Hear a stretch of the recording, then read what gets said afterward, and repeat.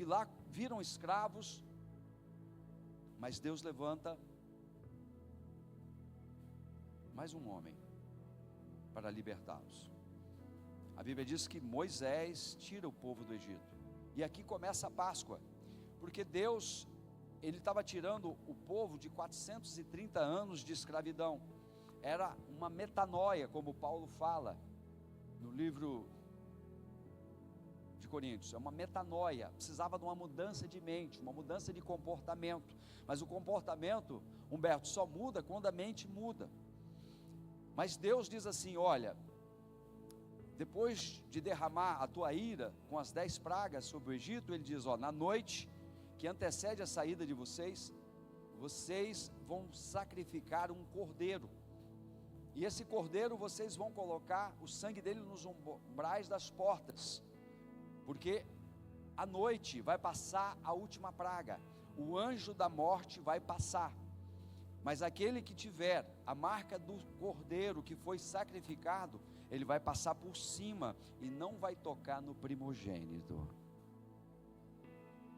É por isso que o apóstolo João diz que aquele que tem a marca do sangue, o diabo não toca. Quem tem a marca do sangue aqui? Eu quero lembrar você que o diabo não toca aquele que tem a marca do sangue do cordeiro, aquele que vive com vestes brancas, lavadas e salpicadas pelo sangue carmesim do Senhor Jesus. A Bíblia diz que o anjo passa e ele aniquila todos os primogênitos, mas Deus tira o povo do Egito. O povo sai do Egito, passa pelo Mar Vermelho e começa uma nova caminhada por 40 anos. O povo entra na terra prometida, o povo recebe a graça da terra prometida, mas o povo novamente peca, e agora o povo é levado para o cativeiro. 70 anos se passa no cativeiro, Deus cumpre a palavra e traz eles de volta,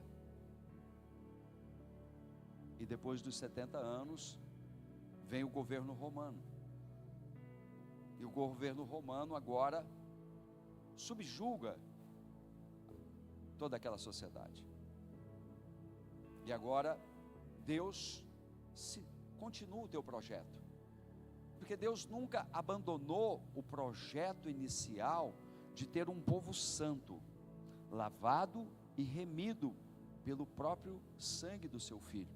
Deus nunca abriu mão do projeto da sua família, Deus nunca abriu mão do projeto da sua vida, Deus nunca abriu mão, Ele sempre esteve trabalhando a favor para que você fosse uma bênção.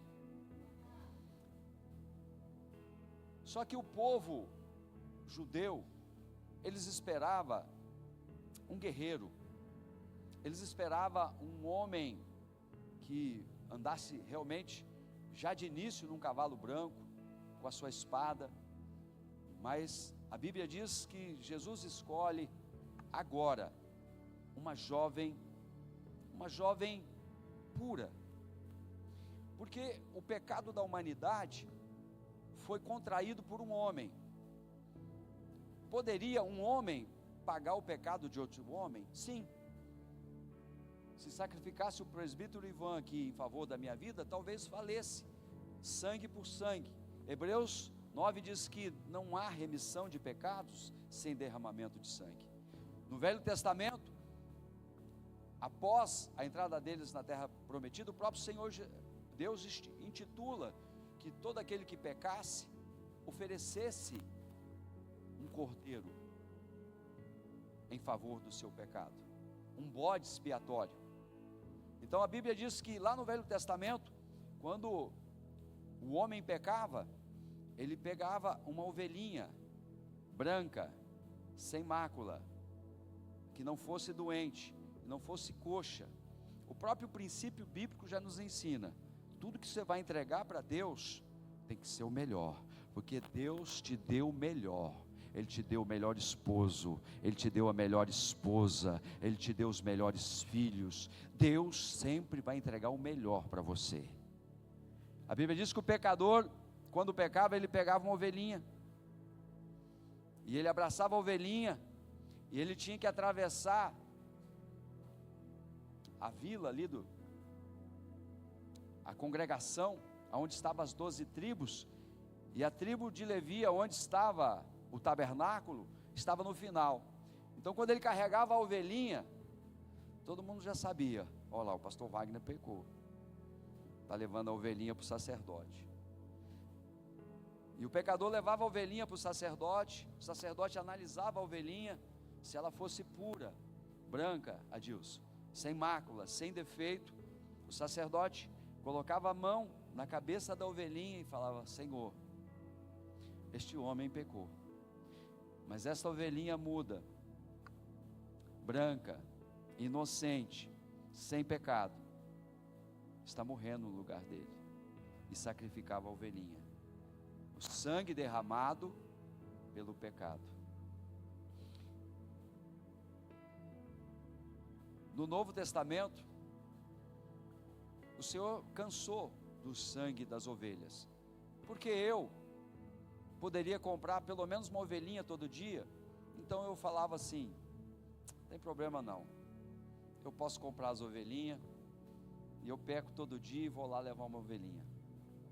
E o Senhor, a Bíblia diz que Ele se cansou, irmã Sandra, do sangue dos animais, que era apenas algo que o Senhor antecipava do sacrifício perfeito.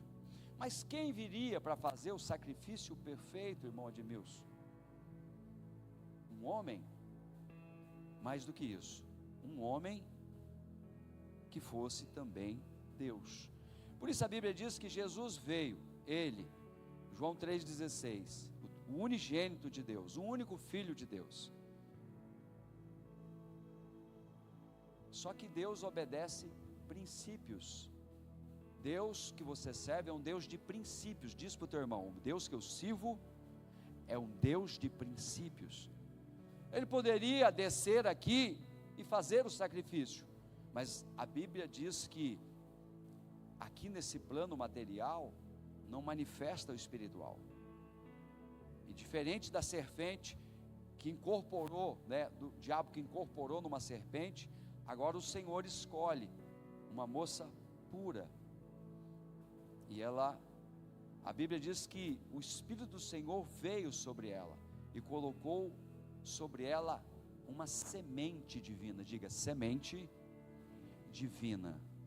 Se você ler Gênesis, você vai ver Deus falando a Abraão, dizendo: olha, o descendente, lá em hebraico quer dizer a semente que virá de você, será aquele que vai libertar o povo, que vai abençoar o povo.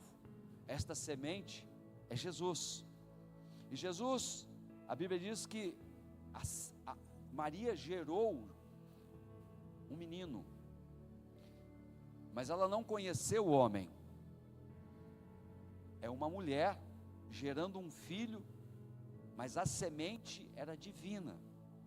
Por que divina? Porque quem poderia resolver o problema do pecado do homem? A Bíblia relata que sangue por sangue, talvez um dando a vida por outro, mas quem resolveria o pecado da humanidade passada e da humanidade futura? Somente aquele que é passado, presente e futura. Somente aquele que é o alfa e o ômega, o começo, o princípio, o meio e o fim. Deus. Por isso, a Bíblia diz que Deus amou o mundo de tal maneira que Ele deu o seu único filho. Você tem noção desse amor? Você consegue imaginar esse amor? Pensa você entregando aquilo que Deus te deu para ser sacrificado, que você vai sentir o peso desse amor. Só quem gerou, só quem é pai, quem é mãe sabe, só de imaginar essa dor. A Bíblia diz que Deus deu o teu unigênito, para que todo aquele que nele creia não pereça, mas tenha vida eterna. A semente divina gerou um homem, Jesus, e por 30 anos Jesus esperou o teu momento, porque o ministério ministério judaico, ele começa com 30 anos. Por isso que Jesus, ele aparece até os 8 anos, e depois ele vai aparecer já no caminho do Jordão, para iniciar o teu ministério. João Batista até assusta quando vê Jesus, porque ele estava lá batizando as serpentes, as cobras, as víboras, e ele anunciando uma daquelas cobras, de repente ele fala: vem cascavel, vem jararaca, e de repente ele fala: eis o Cordeiro de Deus que tira o pecado do mundo. Jesus estava na fila, querido. Jesus entrou na fila para receber o batismo, e tem gente que aceita Jesus e começa a andar por aí dizendo que é crente, sem se batizar, sem passar pela imersão das águas. Jesus passou pelo batismo para que a palavra se cumprisse. João batiza ele, e aí começa o ministério. Jesus cura, Jesus liberta, Jesus alimenta multidões, Jesus faz milagres, sinais e maravilhas. Mas o propósito de Jesus era algo muito maior, irmão Antônio. Não era só curar, porque aquele homem que foi curado, chegou no tempo dele, ele morreu. Lázaro foi ressuscitado, mas chegou no tempo dele, ele morreu. A maior dádiva da vinda do Filho de Deus foi a nossa salvação.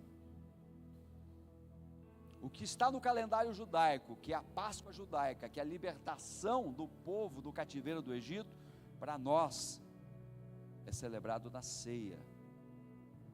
Porque Jesus falou: olha, toda vez que vocês se encontrarem, se reunirem no meu nome, celebrai a aliança no meu sangue. Quando comerem o pão, lembrem-se que o meu corpo foi crucificado. Então, o maior mistério da Bíblia é o Cordeiro de Deus que tira o pecado do mundo, mas não é o Cordeiro Pascual, mas é o próprio Filho de Deus que é entregue agora no meu lugar, no seu lugar.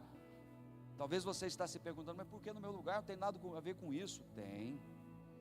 Primeiro, lembra que nós somos uma raça gerada por Adão, e Adão foi destituído da glória de Deus, e todos nós nascemos raça caída. Pastor, mas me disseram que todo mundo é filho de Deus. Se você encontrar isso aqui na Bíblia, eu dou minha caminhonete para você.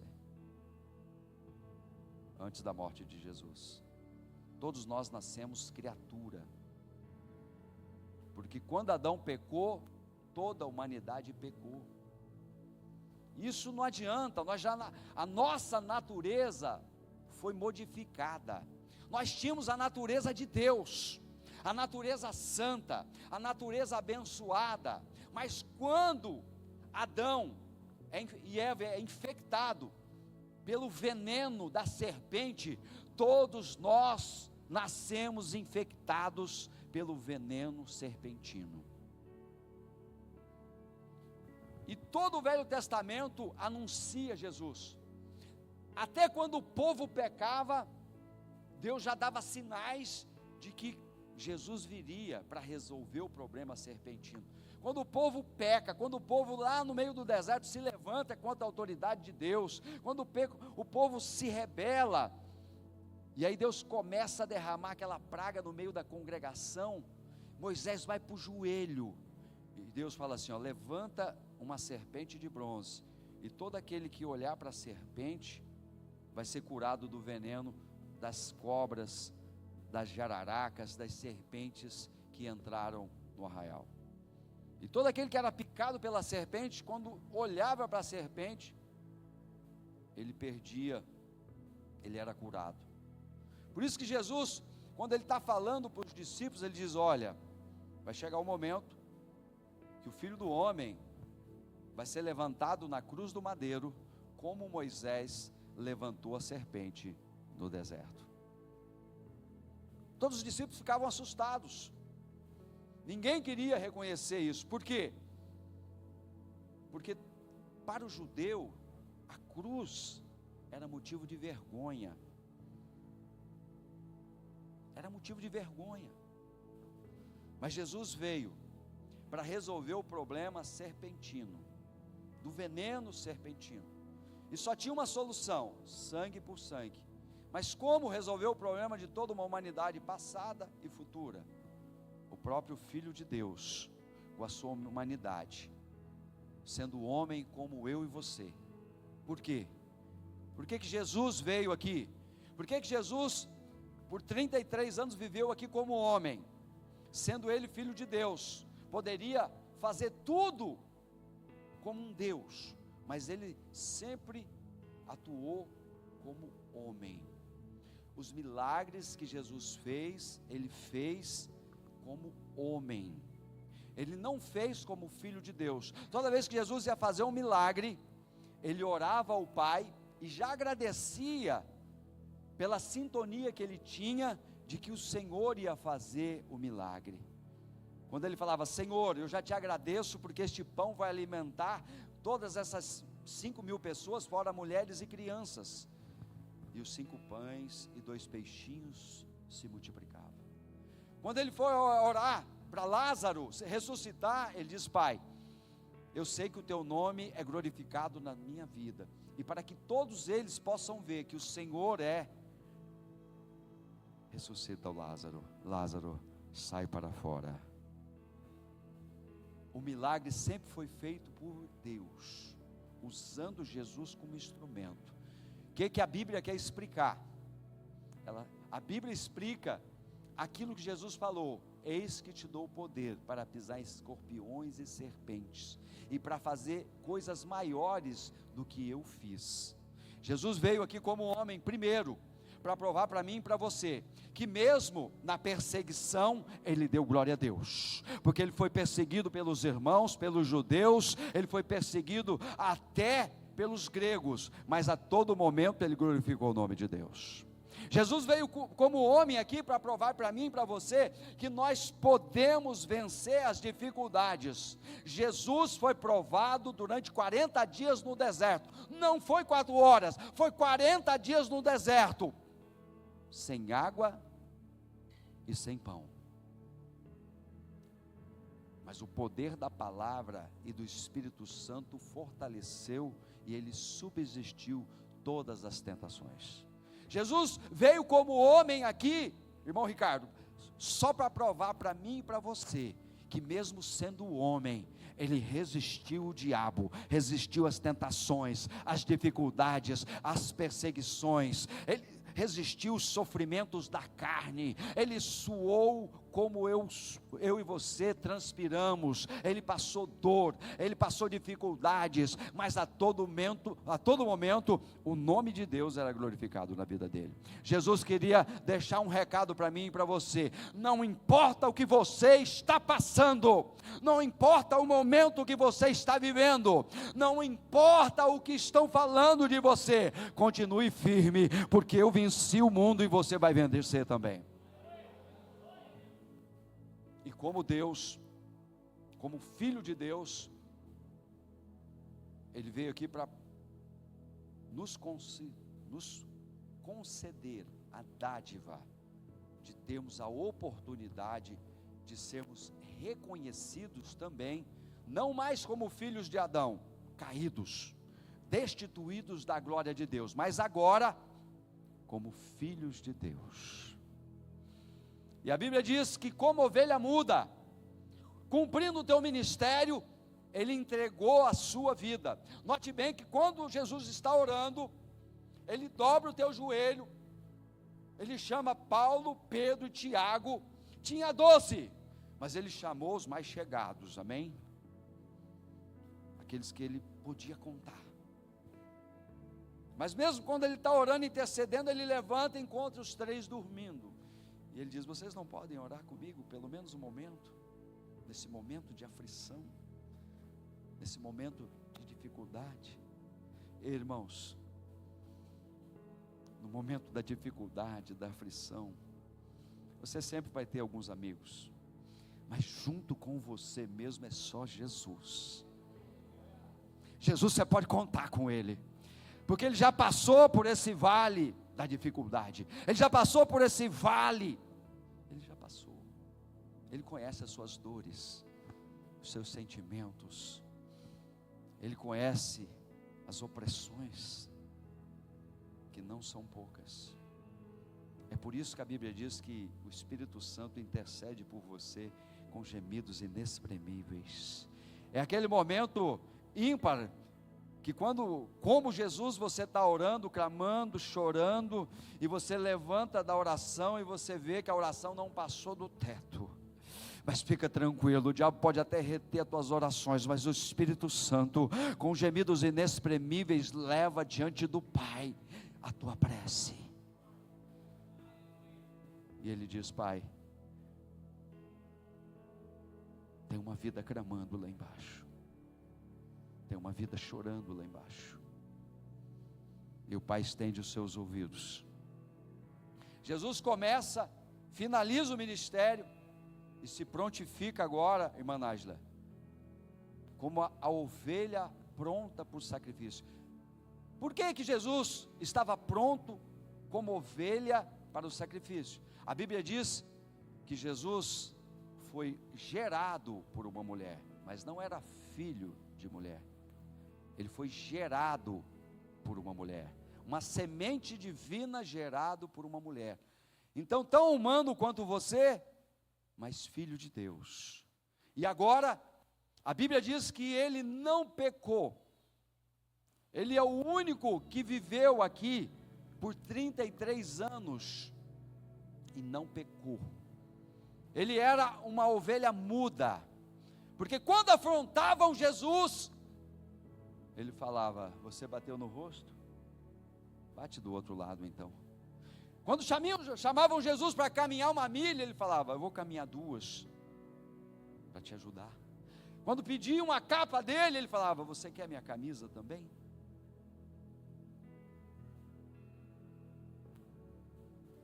Jesus veio para servir, irmãos. O dono da igreja veio para servir. Eu vejo pessoas com cargo na igreja querendo outro cargo. Não vou servir mais, porque eu não estou sendo reconhecido. Me separaram a diácono, eu quero ser presbítero. Enquanto eu não for reconhecido. Não, se o pastor não me der oportunidade para me pregar uma vez. Jesus veio para servir, irmãos. No dia da Santa Ceia, ele lavou os pés dos 12 discípulos, justamente para mostrar para eles que quanto maior, mais serve aqui dentro. Ele falou: olha, irmãos, a mãe de Tiago e de João veio dizer: olha, eu vim aqui para falar com o senhor, porque o senhor vai tomar o reino, e quando o senhor tomar posse do reino, eu quero que o senhor coloque o meu filho ali do teu lado. Ele falou: irmã, isso não compete a mim, isso é a Deus, porque aqui nós viemos para servir, nós viemos para ser servido. Aqui o maior serve o menor, quanto maior o cargo, mais serve, mais se dedica. E Jesus agora, como ovelha muda, porque ele não pecou, a Bíblia diz que ele não pecou, ele não tinha mácula, ele não tinha pecado.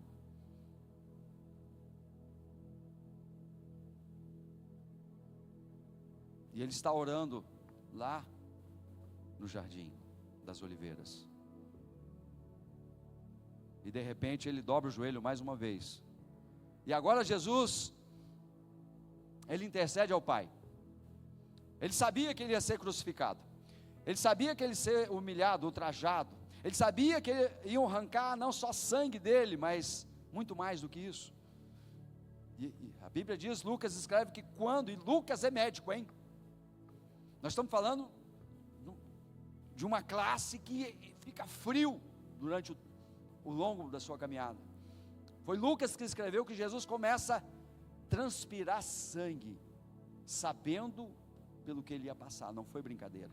E por um momento ele ora ao Pai: Pai, se é possível, passa de mim esse cálice, mas antes seja feita a sua vontade.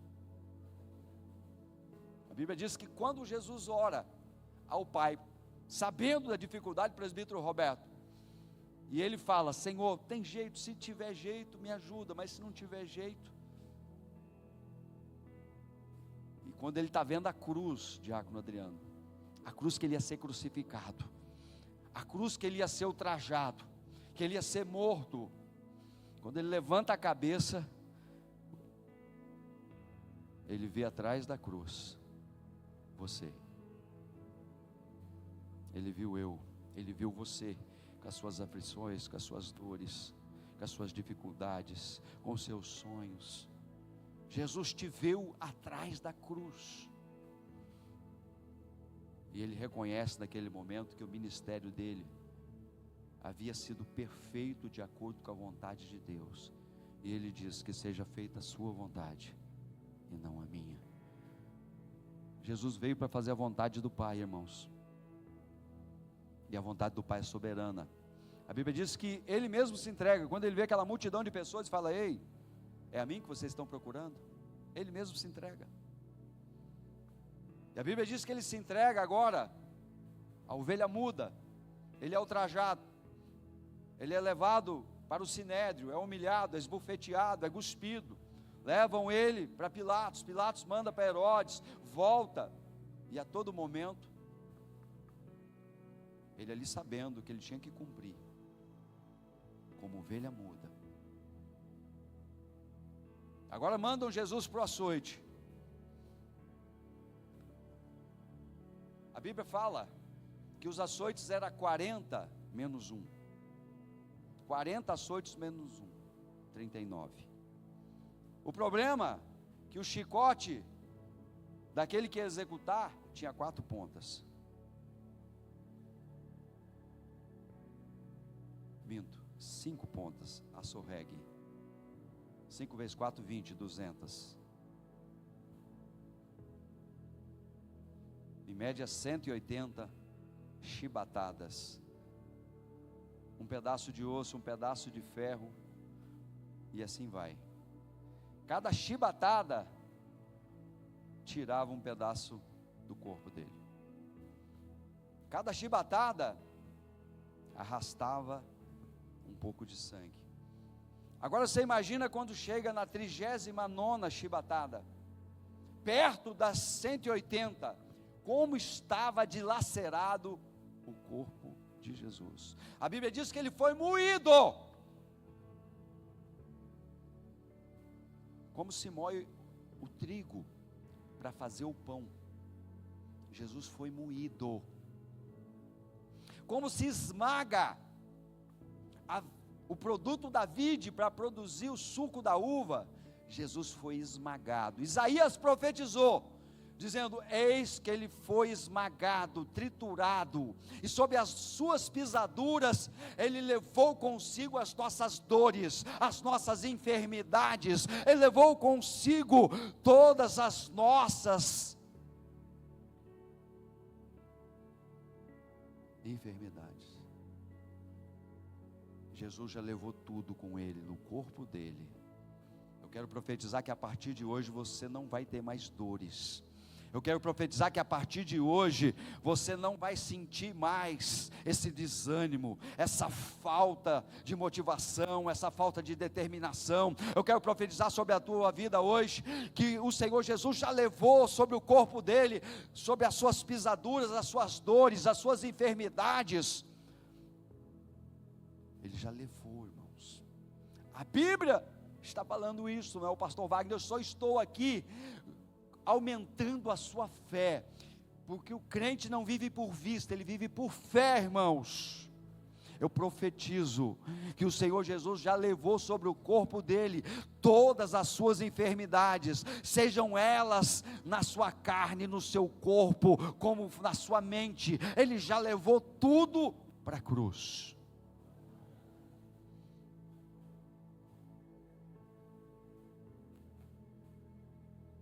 Ele foi pendurado naquela cruz, Reginaldo. Mas o problema é que a cruz não era dele, era minha, era sua. A cruz era sua, porque ele era sem mácula, sem pecado, mas ele estava ali para tirar o pecado do mundo, o Cordeiro de Deus que tira o pecado do mundo. A cruz não era dele, Por isso tiveram que amarrar uma mão, amarrar a outra e esticar ele para servir na cruz, porque o modelo da cruz não era dele, era minha, era sua. A cruz não era dele. E ele ali foi torturado.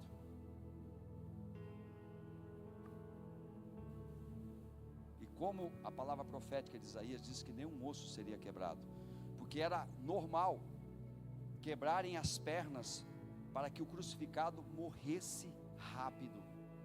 Quebraram a perna do ladrão da esquerda, quebraram a perna do ladrão da direita, mas de Jesus, não. E é tão interessante, que aqui, eu amo essa parte, porque é o momento da primeira salvação, o primeiro momento do sacrifício, que começa a valer de Cristo, é agora, é nesse momento que ele está crucificado, é nesse momento que ele olha para cima, e fala: Pai, Tu me abandonou, onde é que o Senhor está? Eu não estou suportando mais, sei, Pai, onde é que o Senhor está? Você pode imaginar a aflição e a dor, depois de horas de humilhação, de açoite, e está abandonado, porque ele olha para baixo, as pessoas que ele havia alimentado, que ele havia curado, que ele havia sarado, agora olhavam para ele e falavam: ei, desce daí, você não é Deus.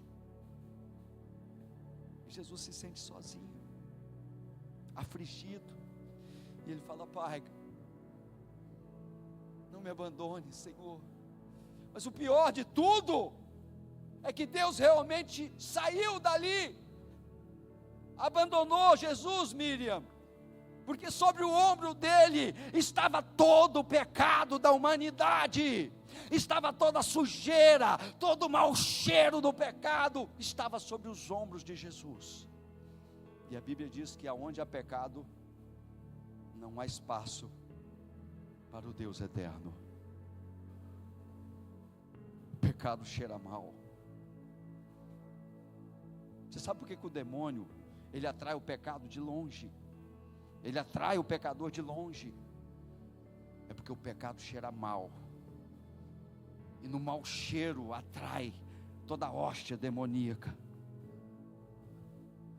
E Jesus clama, mas Deus não podia mais estar ali, porque o teu pecado, Jonathan, o meu pecado, o nosso pecado estava sobre os ombros de Jesus.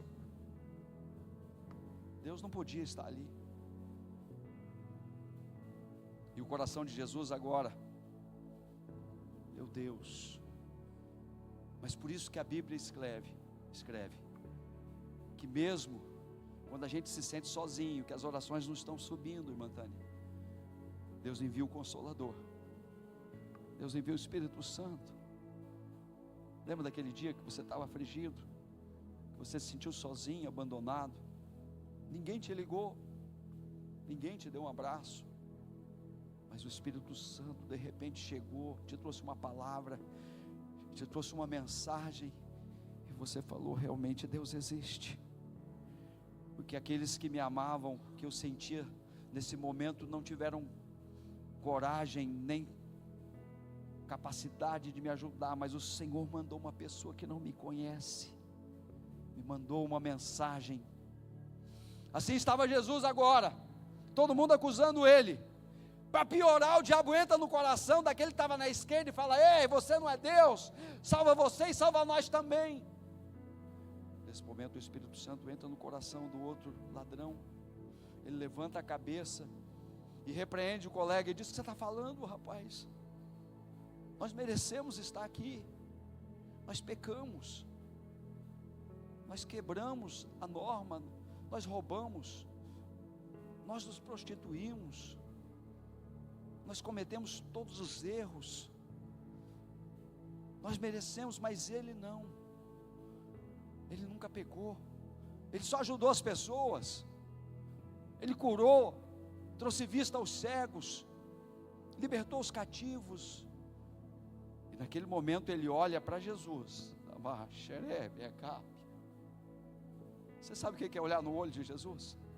Você só vai saber o que é olhar no olho de Jesus o dia que você estiver afligido, o dia que você estiver tremendamente abatido, porque as aflições vêm não só por questões materiais, mas quando principalmente caluniam você, dói no osso. A calúnia dói no osso. A calúnia entra no teu coração e coloca pensamentos de desistência. Jesus estava ali, sentindo o abandono do Pai, mas aquele pecador, agora, presbítero Valdeci, ele fala aí: Senhor, por favor. Jesus levanta o olho, a cabeça com o último esforço e olha para ele. Solano, eu acho que aquele olhar penetrante, não só pegou os olhos daquele ladrão, mas entrou em todo o teu ser, no teu passado, devastando todos os problemas, as feridas, e agora ele fala assim: Senhor, quando entrares no teu reino, lembra-te de mim, que sou um pecador. Naquele momento o Senhor olha para cima e fala: Senhor, obrigado, meu Pai, eu sofri, eu estou pagando um preço alto, mas eu estou sentindo que vai valer a pena, porque um pobre pecador já olhou para mim arrependido. Valeu a pena, Pai. E ele olha agora para o ladrão da cruz e diz assim: ainda hoje nos veremos no paraíso. Ainda hoje nos veremos no paraíso. Jesus não morreu em vão. Ele morreu e Ele também ressuscitou, para que eu e você tivéssemos vida, e vida com abundância. E Ele se revela ao apóstolo Paulo, 1 Coríntios 11, 23, dizendo assim: toda vez que vocês se reunirem, lembra-se de mim, lembra do meu sacrifício, lembra da aliança que eu fiz com vocês, no meu corpo, na minha carne e no meu sangue. Toda vez que vocês se reunirem, ceiem, se alimentem do pão. Olhem para mim, irmãos. Lembrem-se que o pão que desceu do céu sou eu. E ele ainda diz: olha, vossos pais comeram maná e morreram, mas vocês que comem do pão da vida terão vida eterna. A ceia é viver, é relembrar esse ato vicário de amor pela sua vida, pela sua casa, pela sua família. A ceia é relembrar que Jesus pagou o nosso preço, a nossa dívida. Colossenses diz que o Senhor cravou na cruz do Calvário a nossa dívida, que era impagável. Ele cravou na cruz do Calvário, para que eu e você tenhamos vida, e vida com abundância. Vamos ficar de pé no nome de Jesus. Nós vamos entrar no momento da ceia, mas antes de entrar na ceia, eu quero glorificar o nome do Senhor, porque semana passada nós recebemos 7, 8 pessoas que se uniram, e nós devemos ter, acho que quase 10 para batizar. Vamos estrear aqui o tanque, e eu quero convidar você, antes de ir para o momento da ceia, você que foi impactado não pela minha mensagem, mas porque o Espírito Santo falou com você, e você entendeu que como ovelha muda Ele morreu no teu lugar, para que você tivesse uma oportunidade de entregar a sua vida a Jesus, porque a Bíblia diz que nós nascemos criatura, mas quando nós entregamos a nossa vida a Jesus, reconhecendo Ele como Senhor e Salvador, como o ladrão da cruz fez, ele falou: Senhor, eu reconheço, eu quero entrar no teu reino. Eu quero convidar você para entregar a tua vida a Jesus. Eu quero abrir essa oportunidade aqui de 60 segundos, para você também reconhecer Jesus como Senhor e Salvador da tua vida, e entregar a sua vida a Jesus. Eu quero abrir oportunidade para você, que por um problema ou outro, Jesus não está nem aí com esse problema que você ficou para trás e caiu, Ele nunca vai te acusar. O que importa é da agora em diante. E você sentiu que hoje é dia de voltar para os caminhos do Senhor, voltar e renovar a aliança de filho. Eu quero convidar você para vir aqui, que eu vou orar para você, porque o que é ligado na terra é ligado no céu. Onde está a primeira pessoa que vai entregar a sua vida a Jesus? Onde está a primeira pessoa que vai se reconciliar esta noite com Jesus? Eu não tenho muito tempo, eu já adiantei, porque eu só tenho 10 minutos para celebrar a ceia, mas o Senhor pediu que eu convidasse você. Alguém nesta noite que quer entregar a sua vida a Jesus? Quer fazer valer a pena esse sacrifício que Ele fez na cruz por você? Aonde está você?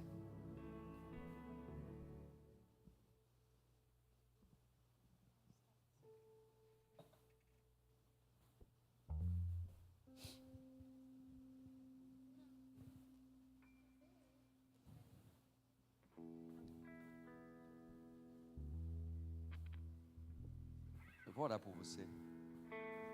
Enquanto o grupo de louvor prepara ali. Senhor, eu sei que o discurso de um homem não tem a capacidade de entrar no coração de outro homem, mas eu sei que o Senhor falou com o teu filho, a tua filha. E eu quero, Pai, que o Senhor fortaleça os seus braços, as suas pernas, tire todo o peso, libere ele, libera ela, para vir aqui nesta noite entregar a sua vida.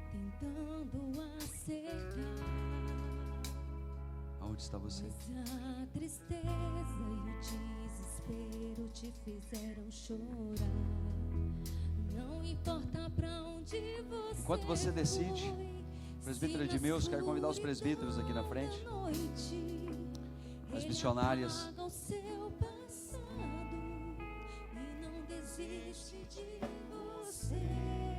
Ele não desiste de você.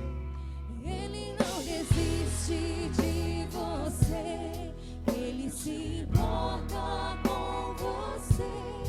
Ele compreende o seu caminhar. Nunca viu amor tão grande assim. Amor incondicional. Ele não desiste de você. Ele se importa com você. Ele compreende o seu caminhar. Nunca vi um amor tão grande assim. Ele não desiste.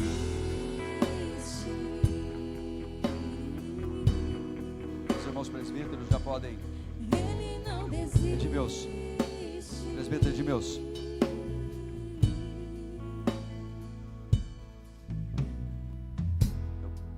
Já vamos entrar no momento da ceia. O Espírito Santo vai continuar falando. Talvez você está tentando entender, mas o Espírito Santo manda te dizer: isso não é momento de entender, é momento de obedecer. A fé vem pelo ouvir. Você ouviu a mensagem, ela foi especialmente para você. A mensagem não era essa, por incrível que pareça, a mensagem era outra.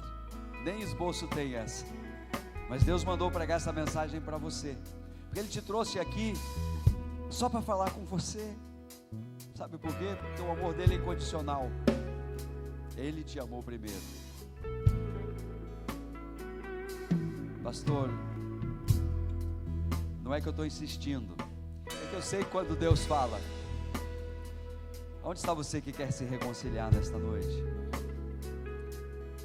Talvez você está preocupado com o teu passado. Eu quero dizer que o Deus que nós servimos, Ele não está preocupado com o teu passado, mas Ele está preocupado com a partir de agora, o que Ele vai fazer na tua vida, na tua casa e na tua família.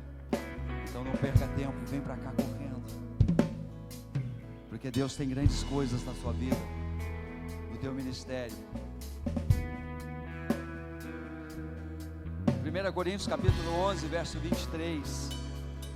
Vamos entrar no momento da ceia do Senhor. A partir desse momento, nós vamos fazer a leitura da ceia. E você que não é batizado por imersão, eu queria pedir educadamente que você pode tomar o seu assento. Você que não está preparado, mas se você nessa noite precisa se reconciliar, quero dizer que Deus é o Deus da reconciliação. Jesus veio para reconciliar o homem com Deus. E Paulo escreveu: porque eu recebi do Senhor o que também vos entreguei, que o Senhor Jesus, na noite que foi traído, tomou o pão, e tendo dado graças, o partiu e disse: isto é meu corpo.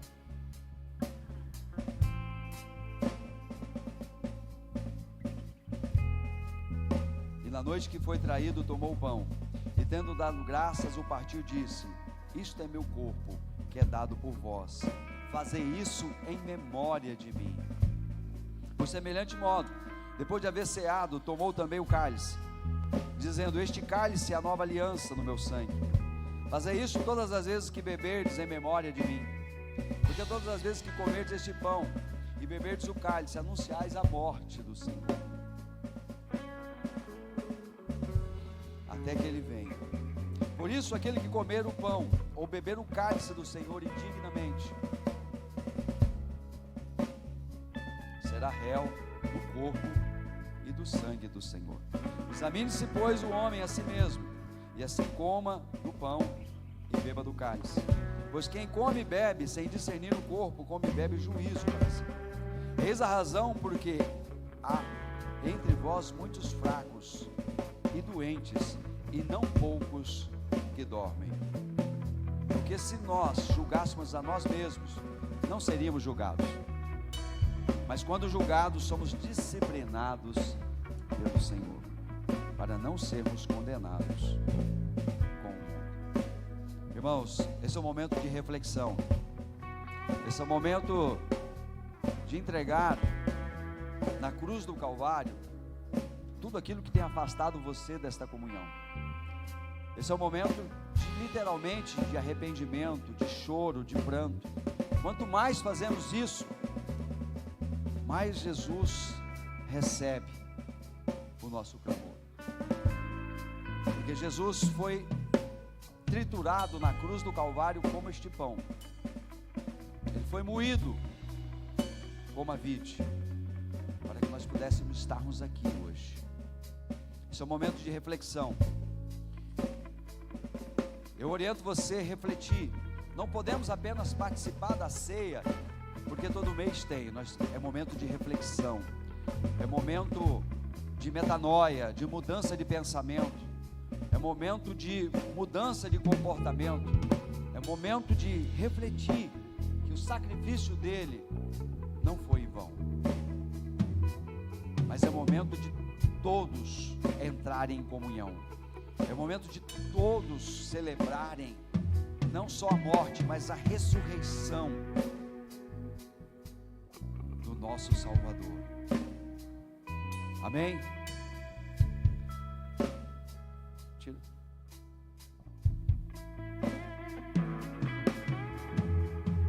Aqui na presença dos irmãos presbíteros, na presença das irmãs missionárias, grupo de louvor, igreja, este é o pão asmo, o mesmo pão da Santa Ceia. O pão que tem 4 elementos: a água, o trigo, o sal e o azeite. O mesmo pão que Jesus partiu na ceia será partido aqui. E como Jesus foi, Isaías fala no seu livro que Jesus foi partido, foi moído, assim o trigo foi moído para que este pão fosse constituído. Essa massa foi amassada, como Jesus foi amassado, triturado. O pão que desceu do céu, como Jesus falando aos discípulos, capítulo 6 de Mateus: o pão, eu sou o pão que desceu do céu. Estenda suas mãos. Querido Deus, este é o pão, Pai, que foi confeccionado pelas mãos da tua serva, Pai. Missionária Vanderlei. Mas nós erguemos ele para o alto, Pai, sobre a direção do Teu Espírito Santo, e sobre a oração da igreja, pedindo, Pai, que o Senhor venha santificar, que o Senhor venha consagrar este produto, Pai, com os 4 elementos, e que a partir desta oração e dessa santificação e dessa consagração, seja o Teu corpo, Pai, o Teu corpo, Senhor Jesus, que foi moído na cruz do Calvário, o Teu corpo, Pai, que levou sobre as suas pisaduras as nossas enfermidades, as nossas chagas, os nossos problemas, as nossas dores, Senhor. O Teu corpo, Senhor, que foi crucificado para que nós, ó Pai, pudéssemos ter vida e vida com abundância. Que este alimento, Pai, agora seja um alimento espiritual, para que nós possamos, ó Pai, estar em comunhão na Tua presença. Que esse alimento espiritual, Pai, que a Tua igreja, Senhor, vai se alimentar, seja a Tua carne, que produz vida e vida com abundância, que produz alegria e gozo no Espírito Santo, longanimidade, benignidade, Senhor, que produz, Senhor Jesus, entre nós a unidade que o Senhor quer. Pai, que este produto, Pai, este alimento espiritual, seja, Pai, como o pão que o anjo assou na rocha, e serviu a Elias, e ele caminhou por 40 dias e por 40 noites, que nós possamos caminhar, Pai, 30 dias em santidade na Tua presença. Eu oro junto com a Tua igreja, em nome de Jesus, amém, igreja? Amém. A Bíblia diz que, pega a taça, por favor. A Bíblia diz que por semelhante modo, Jesus, obrigado, ali na mesa, antes da sua crucificação, morte e ressurreição, Ele celebra com as pessoas que Ele mais ama. Quero dizer que você está aqui porque Jesus te ama. Você está aqui porque Jesus tem um negócio com você. Jesus tem um negócio com a tua casa, com a tua família. Jesus, Ele quer fazer uma aliança com você. E Ele pega o cálice do produto da vide e levanta. Ele diz: eis o produto da vide. Este é o sangue da nova aliança.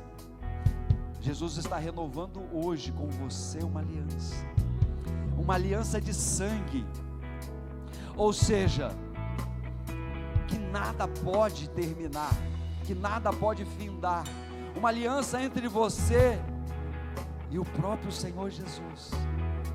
Ele diz: aqui está o sangue que é derramado em favor da sua vida, o sangue que é derramado em favor da tua casa e da tua família, como está escrito em Hebreus: não há remissão de pecados sem derramamento de sangue. Aqui está o sangue.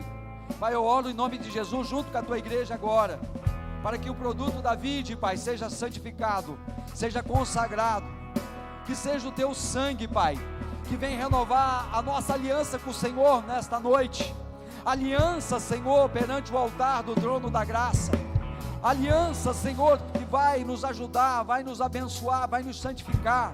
Vai, Senhor Jesus, nos trazer a marca do sangue do Cordeiro, que nos justifica diante do trono de Deus, porque nós éramos pecadores aos olhos de Jesus, de Deus, mas quando o seu sangue jorrou na cruz do Calvário, Jesus agora, Ele entra na tua frente e diz: Pai, eu paguei o preço pelo Cristo, eu paguei o preço pelo Jean, pelo Adilson, eu paguei o preço da vida do Antônio, do Noé, eu paguei o preço por esta igreja.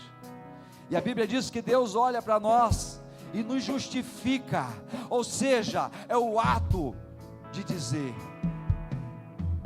esta igreja está limpa, está purificada, está santificada no sangue do meu Filho que jorrou na cruz do Calvário.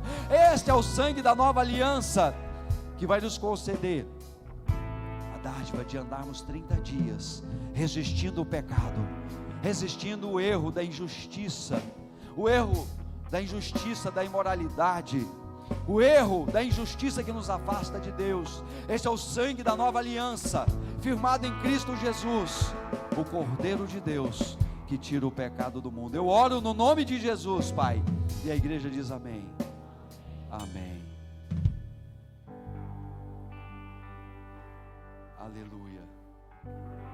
Presbítero Valdeci, ora e agradece. E o grupo de louvor. Aleluia. Amado e soberano Deus, estamos na Tua presença nesse momento que antecede a ceia do Senhor. Queremos agradecer pelo mês transcorrido, o mês de outubro. Somos gratos por tudo, ó Pai, porque Suas infinitas misericórdias têm atingido nossas casas, nossos negócios, nossa comunhão.